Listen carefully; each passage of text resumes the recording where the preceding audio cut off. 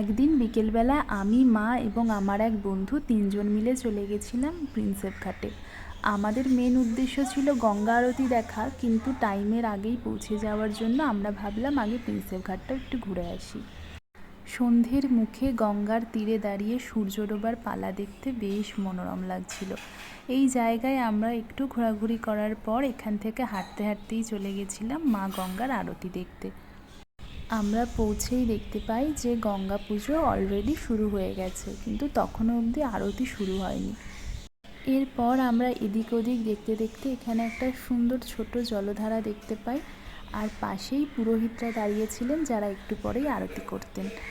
এই জায়গাটা খুব সুন্দর করে সাজানো ছিল, চারিদিকে লোকজন ভর্তি হয়ে গেছিল। আমরা পৌঁছাতে একটু দেরি করে ফেলেছিলাম, তাই কোথায় দাঁড়িয়ে আরতি দেখব সেই জায়গাটা আমরা খুঁজে বেড়াচ্ছিলাম যে কোথায় দাঁড়ালে খুব ভালোভাবে আরতিটা দেখা যাবে।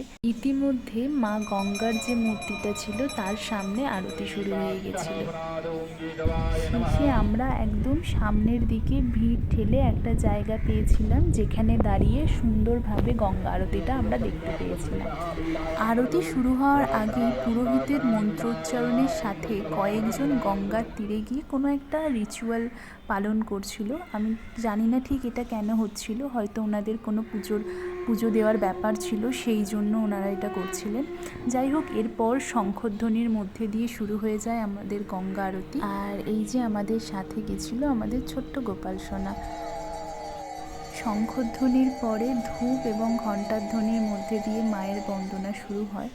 এটা আমার প্রথম দিন ছিল কলকাতায়, কারণ আমি পড়ার জন্য মেসে গেছিলাম। এটা আমার প্রথম দিন ছিল, আমি এবং মা দুজনেই গেছিলাম, সেই জন্যই গোপাল সোনাকে একা একা বাড়িতে রেখে যাইনি, আমরা ওকেও সঙ্গে করে নিয়ে গেছিলাম। আর প্রথম দিনটাই শুরু হয়েছিল আমাদের গঙ্গা আরতি দেখার মধ্যে দিয়ে।